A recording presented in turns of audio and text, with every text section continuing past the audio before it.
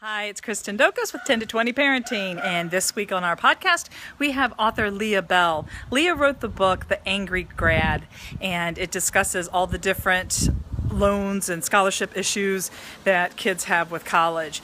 She's going to tell us a few different ideas and alternatives to taking out extensive loans on college, as well as entrepreneurship and how that's a viable option, as well as the different types of colleges. So thanks for being here and enjoy the podcast.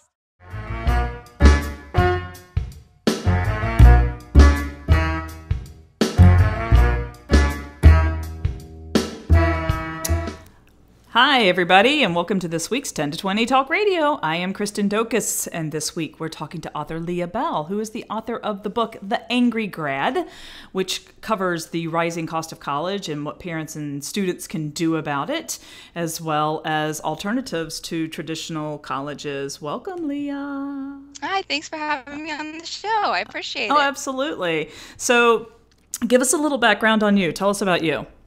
Well, I'm recently a new work from home mom. We had a baby in July, so that's been really exciting. Congratulations. Thank you. We have our son Jack, and it's just been a great adventure. It's a lot of fun, and it's kind of helped me see some of the issues that parents are going to be focusing on for their kids, saving for college and things like that. And as you know, I graduated college 8 years ago, and just seeing what we've been going through, and seeing what we're going to need to do to prepare Jack, it kind of turned into this book that I want to help parents and help students know the realities of what college means and what happens after college whenever there's debt and things like that. So that's kind of what inspired me to write The Angry Grad. And that book releases on June 2nd, correct? Yes. Or did release. Let's rephrase that because that will now be past tense. So it did release on June 2nd. It's available on Amazon. Yes. For everybody. I will include the link to that book so that you can purchase it. Paying for college is something that all of us worry about. My oldest is a sophomore this year, so she'll be a junior next year. So it's really becoming an issue. And I will give full disclosure, we are that family that has about 25 cents in savings. So we are already looking at alternatives such as scholarships, things of that nature. The cost, it amazes me how much the cost of college has. It makes it almost cost prohibitive for a child or a family to send their kid to school. And when they do, it's who is saddled with all that debt. Exactly. And I've heard financial advisor after financial advisor that say, if it comes down to it and you have to choose between planning for retirement and planning for education, you plan for retirement. Right. But, how fair is that to saddle our kids? I'm sure you can speak on the statistics of this better than I, but they're coming out of college with how much in debt? Right. The average is right around 28,000 per year, and that's the average because I don't know how they come up with that, because the people I talk to, it seems to be a lot higher. So, there's the kids that have full scholarships that have college paid for, and that brings the average down. But the majority of people, it seems like it's even higher than that. And it's just a really tough way to get started in life, because you're new to being on your own financially, and you're coming out of college where everything seemed free. And all of a sudden you have rent or you have a mortgage and you have to pay for your own food. And now, Sally Mae's calling you up and saying you have $500, $600, $700, $800 a month that you have to pay in student loans. And it's very alarming, very scary. And that's why a lot of kids are moving back home. They're having to work multiple jobs. And this isn't how it should be for someone who just devoted 4 years to a college degree, when you see a lot of students that don't get a college degree making a lot of times the same amount without having to pay that student loan debt. But I think most of us agree that the future payoff is far greater, because unless you go into a very specialized trade, we have this conversation a lot. I mean, one of the trends that I'm seeing here with a lot of the students, matter of fact, we had 2 kids over last night. We were asking them what they were doing after high school, and they're going to they're going to the local community college. And I'm starting to see that more and more as a trend. Right. Go to community college for the first 2 years, get the necessary things out, and then transfer into a 4-year college. Have you seen that? I have, looking back, if I was to still looking back, I don't know that I necessarily would have gone, but if I did, I wish I would have done something like that, because I took some of the general courses at a higher institution that that cost a lot more money. So that would have been more worthwhile. And yeah, it totally depends on the courses that you want to take, the major that you're going to take, because if you look at the top 20 high paying jobs after graduation, about 18 of them are some type of engineering, and the other ones are like computer science or finance. So if you're not a math and science person, if you know are into English, if you like to, if you want to be a teacher, a social worker, you're looking at a starting salary of around $30,000 a year. And that doesn't, unless you want to get a master's degree, which means more debt, and you happen to land a job right away, which it's tough, you're not going to see a huge payoff. The return on your investment isn't going to be that high. Now, I don't discourage people from becoming teachers and social workers. We need those types of people. If your heart is really in it, by all means, you know, it's worth it. But for the person that's just trying to figure out, you know, I just want to make an income, so let me just become this or that, you have to make sure that the salary that you're looking at is worth the amount of money that you pay for a degree. Because if you go and get a 4-year degree, same as an engineering major, same as a finance major, and you both get a bachelor's degree, you pay for the same amount of schooling, but they make a lot more money in the end. So it's just like starting a business. You need to calculate your ROI for college just like you would a business. It's just the wise decision beforehand, just to at least have a realistic expectation when you come out, to have a plan. Okay, if I'm only going to make 30,000 a year, I'm going to see if I can live with mom and dad for 5 years or something afterwards to get ahead. But if you come out with the expectation, I'm going to live on my own, I'm going to have this and this and this, it's kind of a wake-up call whenever you come out and you're slammed with debt. So that's pretty much my mission. It's not necessarily to guide someone to college, guide someone away from college. Just make sure that you have the right expectation of what life is going to be like afterwards. So, and that bodes well to the whole, it becomes a family planning type Yes. Ordeal. Not ordeal, that's a bad word to use, but Brenda Yoder and I had a chat, a podcast a couple of weeks ago on, you know, things to do during the summer to prepare your high school student for the college process, right? And one of the things that she recommended, which I thought was really wise, was personality tests. Go online and, you know, take some of the aptitude tests to see, you know, you may want to be a teacher, but do you want to, I'll throw our state underneath the bus. Do you want to live in North Carolina? If so, you're not going to make money. Right. You know, it's sad. It's really sad. And it's sad for our state that we're in that predicament. But I don't think I would encourage my kids to go and do it. Well, that's what I went to school for, and I was a teacher for 4 years, and I live in Pennsylvania, and it's the complete opposite up here. You'll make a decent amount of money, and you can get raises and things like that, but there's no jobs, because the people that have these jobs, they're not retiring. And when they do, with the cuts and things like that, they, instead of hiring a new teacher, they're going to take those classes and divide them up between 2 teachers they already have. So when I graduated, North Carolina, some of the districts down there were calling me saying, please come. And I got really excited because I'm saying there's no jobs here. But then when you look at the salary, I'm like, Yeah. okay, so I need to move to a place that I don't know, could probably get a second job or find a roommate that I don't know. It's just something that you have to make a decision. And these are the decisions you should make at 18 going into college, not at 22 when you have your degree and you're stuck. You're right, So, absolutely. And I think too, I think there's, I'm not sure how I want to say this, but there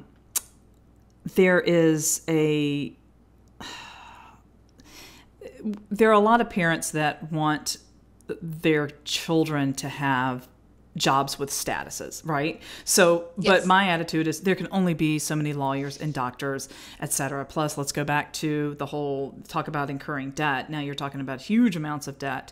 And what I think that we're lacking as a society are trades. No one wants to go into trades anymore. No one, I can sit here and, think of people that I know that own their own plumbing companies, that own their own, HVAC companies, et cetera. And they're making a lot of money doing well because nobody wants to do it. Now, paired with that, not every trade person is a business person. So I think there still needs to be some college involved, basic business courses. But why is there still a disdain in our society for these kind of trade positions? I think it comes down to, 30, 40 years ago, you had this separation between people that went to college and people that didn't. And back then, there wasn't as many people going to college. So when they went and when they graduated, they got these fantastic jobs and they just lived a completely different lifestyle than the people with the trade jobs. So I feel that parents, we've kind of passed this on to our kids saying, a college degree is what's going to separate you. But the truth is now that a bachelor's degree is the old high school degree, high school Absolutely. diploma. Yes, yes, Now you need a master's yes, degree to at be minimum. any type of competitive. So things have changed, but we're still kind of living in that older mindset. Whereas I look at people that I graduated high school with, and they do have their own construction companies, and they're doing fantastic. And I'm thinking, I went to college, and it's not lining up with what we've been taught because it's the world has changed and we haven't caught up. Right. So, yeah. Right. And, and I'm hoping that there will be a shift on that. And, perhaps the trend of students starting to take those 2 years to go to a trade school or technical, a community college instead of going into a traditional 4 year. And, again, there's nothing wrong with either one.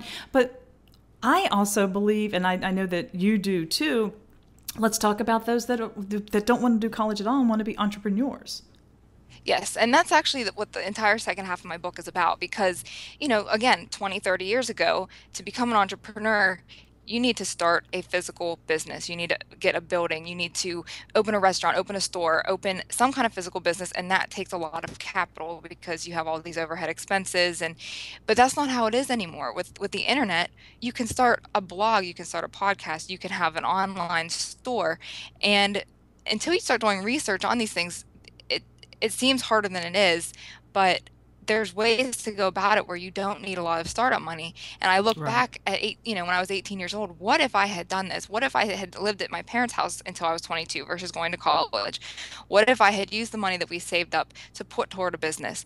Where would I be now? I wouldn't have the debt that I have. I would be 10 years ahead of starting versus, whenever you graduate college, try to get a job, fight through all of that mess, and then realize this isn't working. Let me start a business now. It's kind of hard when you're married, when you have a Yeah. family, when you have bills to pay and you have a house. It's a lot more difficult than when you're 18. Plus, our 18-year-olds now are so much farther ahead Mm-hmm. technology-wise Mm-hmm. than I was at 18, than anybody was at 18. So they already know how the internet works. They don't have to spend a lot of time catching up and then starting their business. They know how Twitter works already. They know how websites work, how to build a website, a lot of them. So that's why you're seeing more and more teenagers becoming entrepreneurs, having YouTube channels, making money without even necessarily trying. I hear of all these stories of accidental entrepreneurs. Right. Wow, this is just incredible. The ones So, that are making millions of dollars in yes, sponsorships, I'm like, without even trying, and it's yes, just like, okay, I'm sitting here grinding it out and I'm not there yet. So, hey, as a reminder, we're right. talking to Leah Bell, who's the author of the book, The Angry Grad. We're talking about college and money, two things that just scare most parents senseless. If you have any comments, please send us a tweet. You can tweet to us at 10 to 20, and that's 10TO20. So the numeric 10, alpha 2, and numeric 20. How does a parent plan that for that then? So, we have all these, college funds and the 529s, et cetera. So I've already confessed that we are in the zero category, but you've got those that did, like like with your son Jack, you started, you start funneling the money away. Then, how does a parent plan? How do you? I mean, talk to us about that. How does that change the college funds? Well, first of all, I think even before starting financially, you need to know your child. You need to talk with them and make sure that they're not just going to college just for the sole purpose of where everybody's going. If they want to go, they need to have they need to have proof that this is what they really want to do. Same thing as if they were going to start a business. You wouldn't hear your child say they want to start a business and say, okay, go have fun. You would want to say, well, what's your plan? Why do you want to do this? Right. What is your plan for success?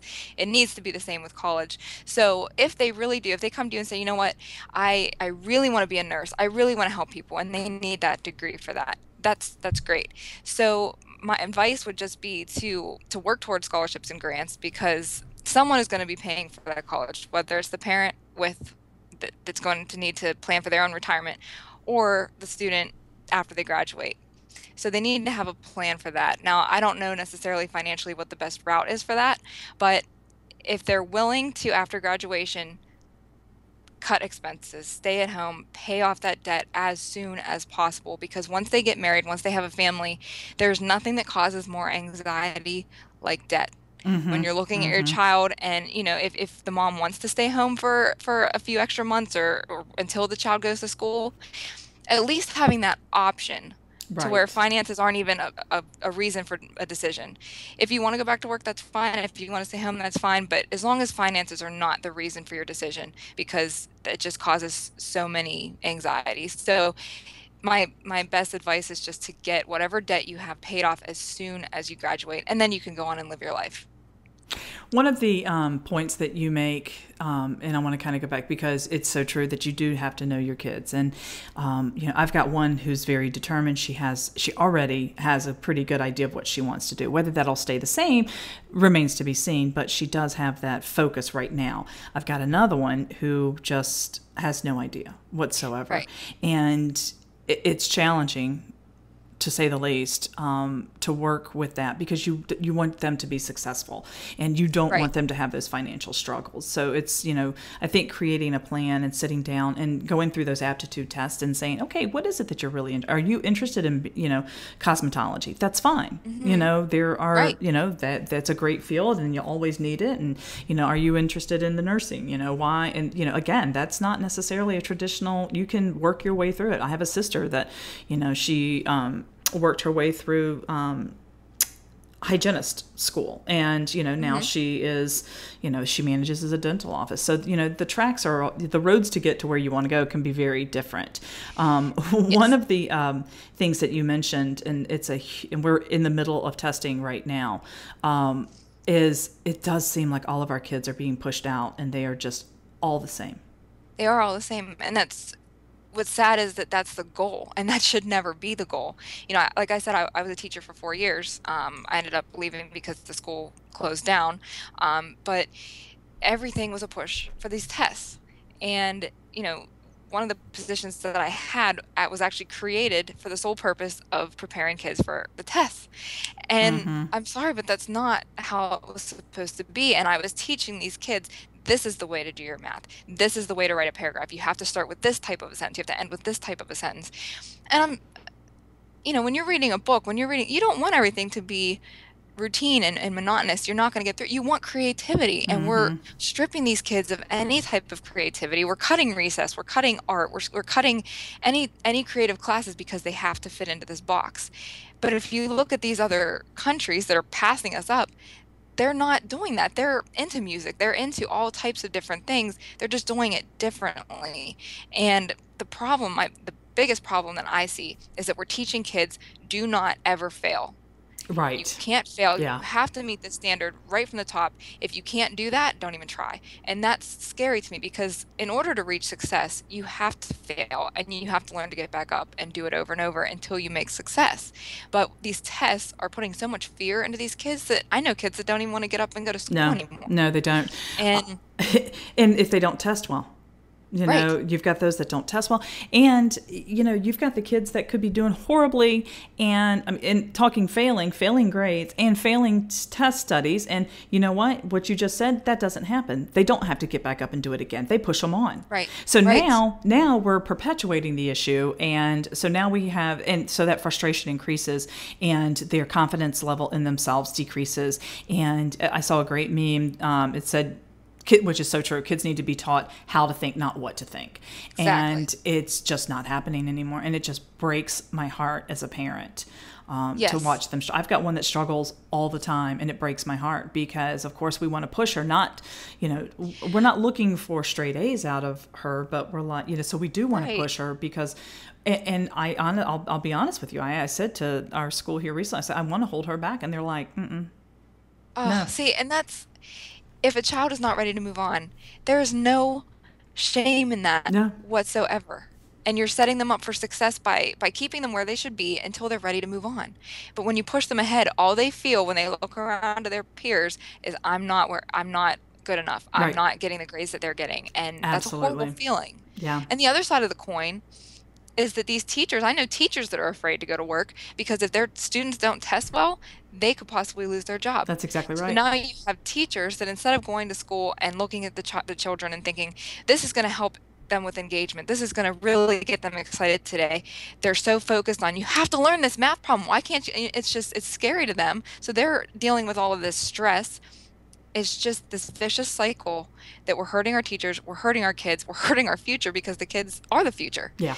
What are we doing? Yeah. And so, yeah, there's a lot of frustration with that.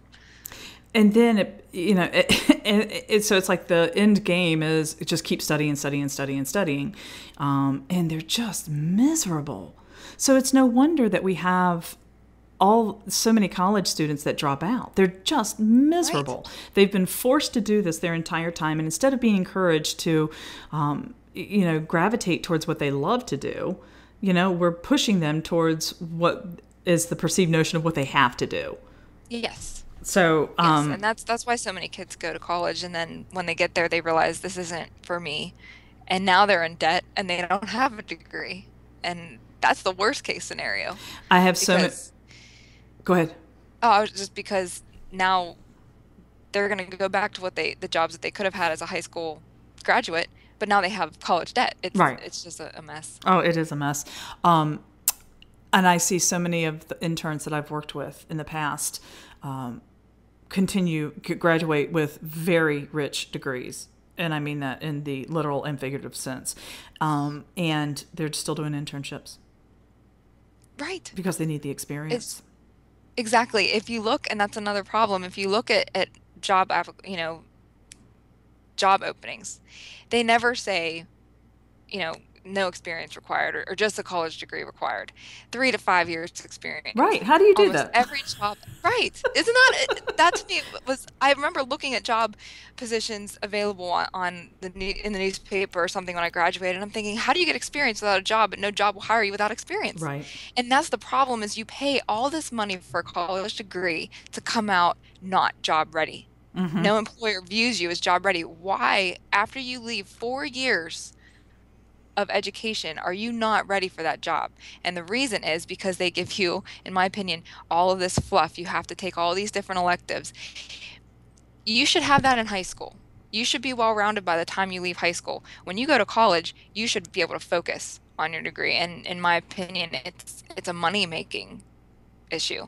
They can keep you there longer. They can charge you more for taking bowling. I mean, you have to take PE in college. I had to take, a physical fitness class. I used to work out anyway. Why did I need to go and do it for credits? Why was I not spending more time learning how to teach kids?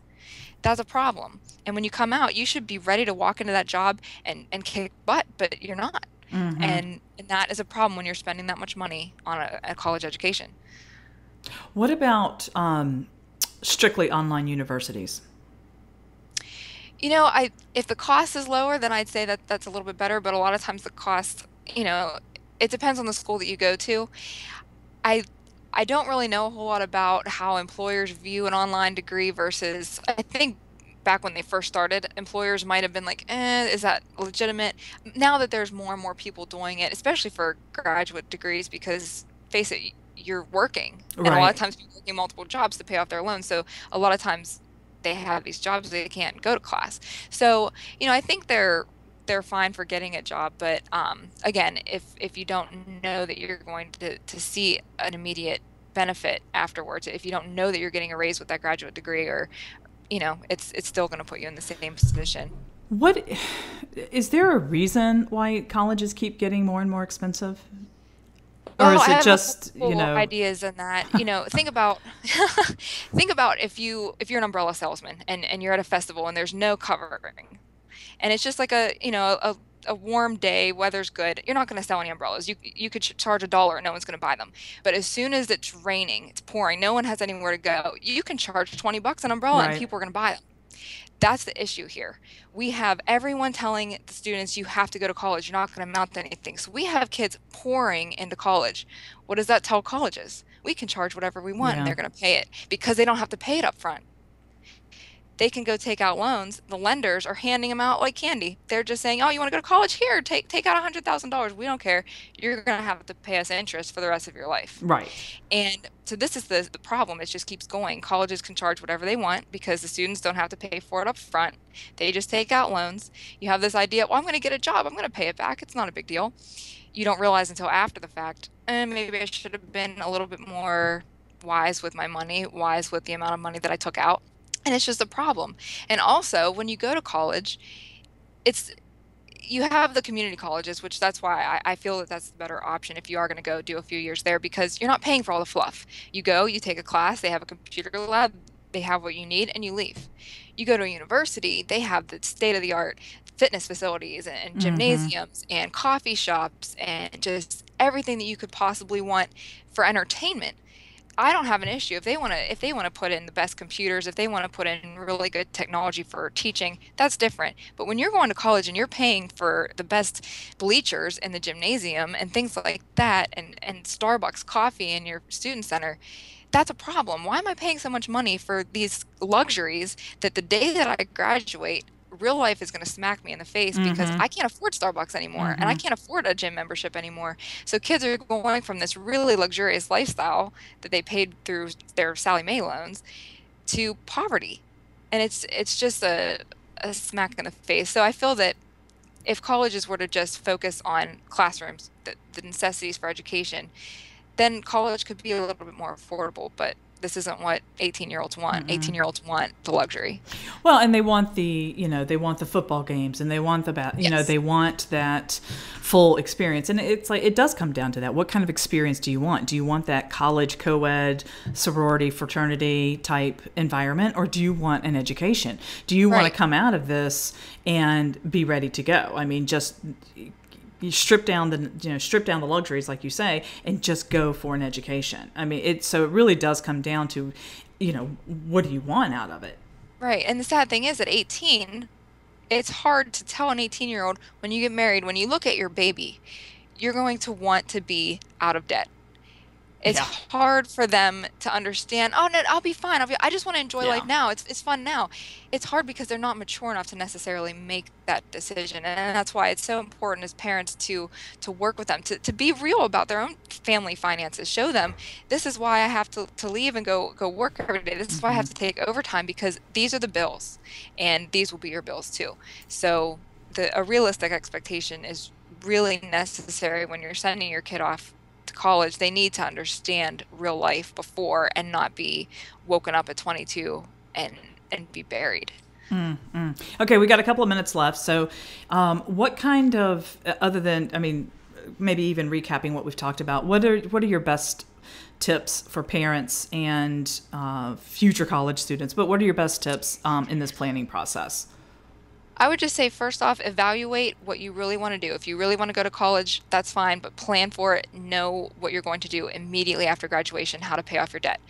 Also, I think whether or not you go to college or not, entrepreneurship is very, very important just because of the world that we live in. The entire world is at your fingertips. You can do anything you want. So even if you're going to go to college, use that to maybe pay for some of it. When you graduate, you already have a business working Mm-hmm. to where if you don't get a job right away, you have an income. Mm-hmm. Keep it with your job because you have a second income in case you lose your job. So entrepreneurship is very, very important no matter what route you take.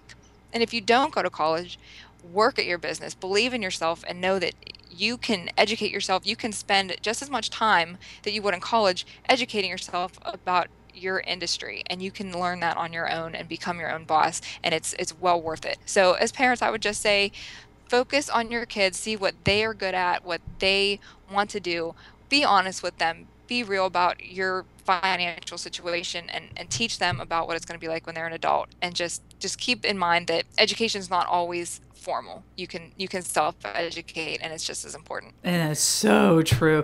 We've gotten lots of good information out of you, Leah. Oh, thank you. Tell everybody how they can get in touch with you. And like I said, I'll definitely put all these links in the show notes. But for now, tell everybody how they can find you. You can email me at theangrygrad@gmail.com, or you can visit our website at theangrygrad.com.